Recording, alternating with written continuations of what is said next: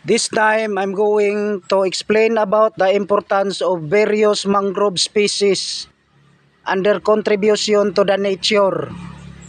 This topic will help us understand the non-symbiotic relationship of plants and animals, giving favor to each other. Here, in the mangroves area in Kandihay, Bohol, we can find two familial species with similar contribution to the soil animals. We call this in our own native language as pijapi. That one is pijapi. And this one, the slanted growth caused by typhoon is pagatpat. That pijapi and pagatpat have both similarities. These two plant species have similarities in rhizomeral growth expansion. The growth of roots from the main trunk down to the soil. These trees have unique features of their roots.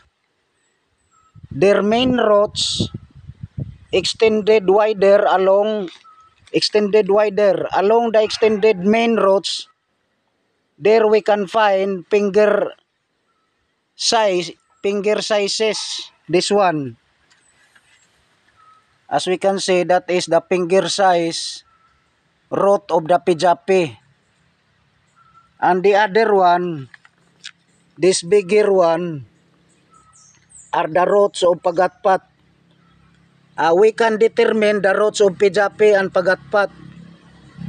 The small ones are the root of pijapi, while the bigger ones are it reaches into an arm-like structure.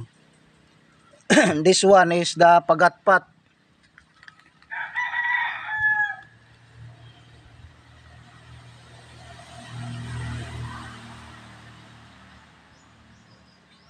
There we can find the finger sizes of pijapi and arm size of pagatpat, that disobey the natural growth of roots of all plants. Their main roots obey geotropism, that hides from the sun, while this extension from the main root, they tend to seek the sunlight.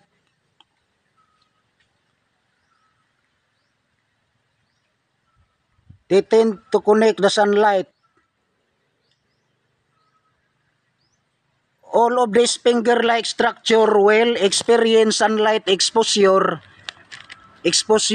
and in between the spaces, the look at that dense growth.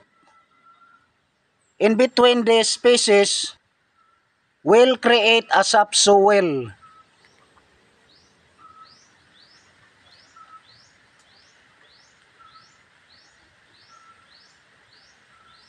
allowing the eels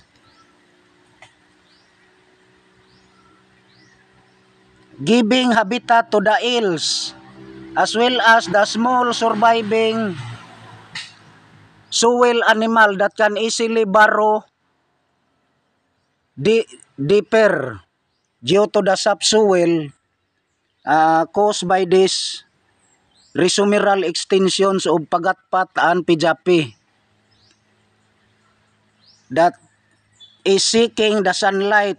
It disobeys the natural growth of roots that obeys geotropism, that hides from the sunlight.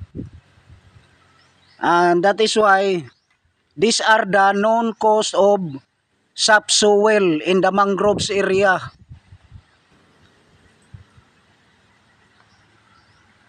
This is bakhaw, the non-original This one is a bakhaw. The non-original mangroves with hanging roots. Look at the hanging roots of the bakhaw species. This bakhaw species, tabigi species, or even monocotyledon plant species like nipa.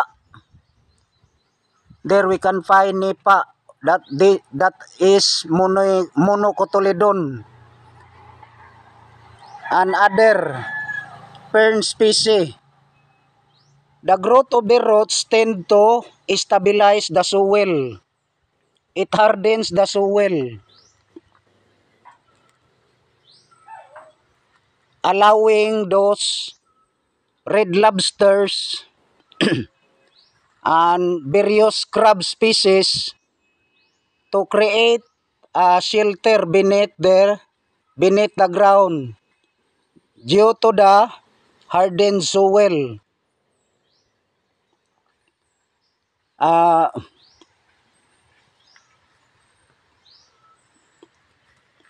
Most of these bakhaw trees, their leaves are the mangrove trees, the various species of mangrove trees are, their leaves contributes food for the decapods family like crabs, various species of crabs and snails, as well as bivalve species. The decaying or even the fresh leaves and dry leaves. Crabs will eat this all type of leaves. And also the decaying leaves that create planktons are the known sources of foods of these soil animals that inhabits the mangroves area. Look at this one. The spaces in between this finger-like growth as part of the rhizomeral growth, they all, as long as the sunlight penetrates them, they all absorb nutrients from the soil. All of them absorbs nutrients that causes the grabbing of nutrients as well as water. And the movement of nutrients and water that goes to each part of this extended finger-like structures will cause the soil to become soft. This is the root of the pijapi and pagatpat. If you are going to step on it, some other areas you will be swallowed by the quicksand condition up to the groin. But if you are going to step on areas with much of this bakhaw species, this hanging rhizomeral growth, that is bakhaw, it's not the same.